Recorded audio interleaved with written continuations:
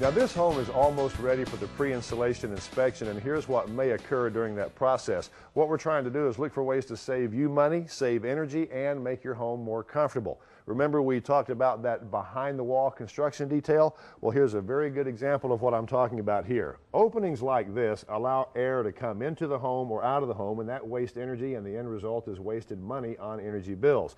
Every Right Choice home is inspected so this does not occur. If there is an opening like this in a Right Choice home, it's filled with an expandable foam before any insulation goes in place. Now over here is an example of what it looks like when it's finished.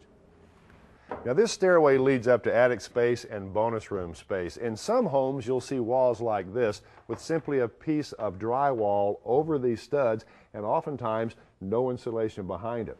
The Right Choice standards require that Right Choice homes have rigid board insulation on one side. The cavities are also filled with insulation before the drywall goes on this side. That makes that bonus room on the other side much more energy efficient and much more comfortable. And blocking stud cavities in the attic has the same effect.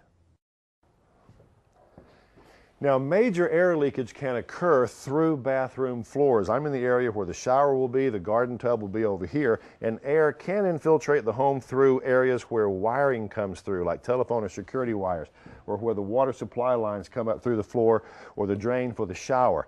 Right Choice standards require that all of these voids be filled so that air can't come and go through the floor or through the wall, and that includes the areas behind tubs and showers. Sealing around the chimney flue also helps minimize air leakage into the house. Another area that's often overlooked in the home is conditioned basement space. What that means is a basement with heating and air conditioning supplied to that area. Now in a Right Choice conditioned basement, it's required that you have at least an R5 insulation on the poured walls, in this case of the basement. If you don't use a foam board insulation like this, but another type of insulation, it's required by Right Choice that it be a non-faced insulation so there's no moisture issues. What that's going to result in is a much more energy efficient and much more comfortable basement.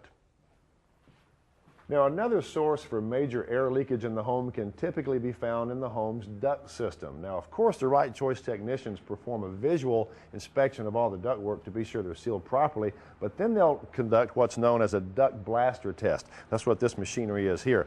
The duct blaster pressurizes the entire duct system in the home to determine how much air is leaking. Then any problems associated with that will then go away. Robert, this, I'm assuming, is a very important step and needs to be done now as part of the pre-installation inspection.